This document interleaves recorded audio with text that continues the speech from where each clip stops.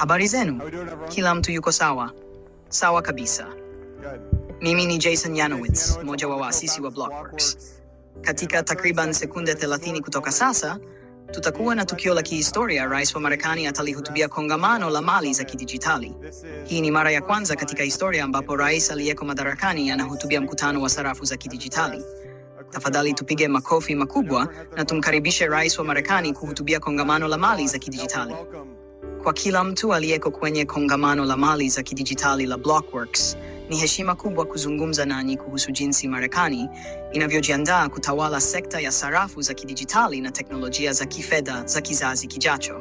Haitakuwa kazi rahisi, lakini tuko mbele sana. Wiki 2 tu zilizopita tulifanya mkutano wa kwanza kabisa wa mali za kidijitali katika ikulu ya White House, tukiwakutanisha pamoja viongozi wengi mashuhuri wa sekta ya sarafu za kidijitali kwa mazungumzo yaliyoongozwa na mtaalamu wetu wa akili bandia na sarafu za kidijitali katika White House, David Sacks, ambaye ni mtu mzuri na mwenye akili sana. Katika wiki hiyo hiyo, nilitia saini agizo la kuanzisha akiba mpya ya kimkakati ya Bitcoin pamoja na hifadhi ya mali za kidijitali ya Marekani. Hatua hii itairuhusu serikali ya shirikisho kuongeza thamani ya mali zake badala ya kuziuza kwa bei ya chini sana, kama alivyofanya Biden. Yeye alipata tu sehemu ndogo ya thamani yake halisi. Tunamaliza vita vya udhibiti visivyo na maana dhidi ya sarafu za kidijitali na Bitcoin vilivyoendeshwa na utawala uliopita, na hili linajumuisha kukomesha operesheni haramu ya Choke Point 2.0. Operesheni hiyo ilizidi udhibiti wa kawaida. Kwa kweli ilivuka mipaka. Ilikuwa aina ya vita vya kisheria kupitia matumizi mabaya ya mamlaka ya serikali. Kwa kweli, ilikuwa aibu kubwa. Lakini kuanzia tarehe 20 Januari mwaka wa 2025, mambo yote hayo yamekwisha. Nimewataka pia wabunge wa Congress kupitisha sheria muhimu ambazo zitaleta kanuni za moja kwa moja na zenye kueleweka kwa stablecoins na muundo wa soko.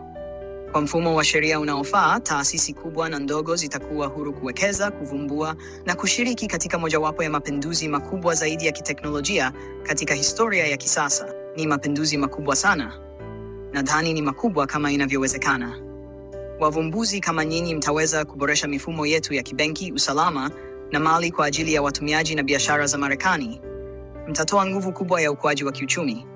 Na kupitia stablecoins zinazoungwa mkono na dola ya Marekani, mtasaidia kupanua nguvu ya dola ya Marekani kwa miaka mingi ijayo. Itasalia kuwa juu kabisa. Na hapo ndipo tunataka iendelee kuwa juu kabisa daima. Ninaweza kuona tayari kwamba ari na shauku ya jamii ya crypto ni aina ya roho ambayo ilijenga taifa letu. Ni jambo la kusisimua kuona mnavyovumbua mustakabali wa fedha, na itafanyika hapa Marekani.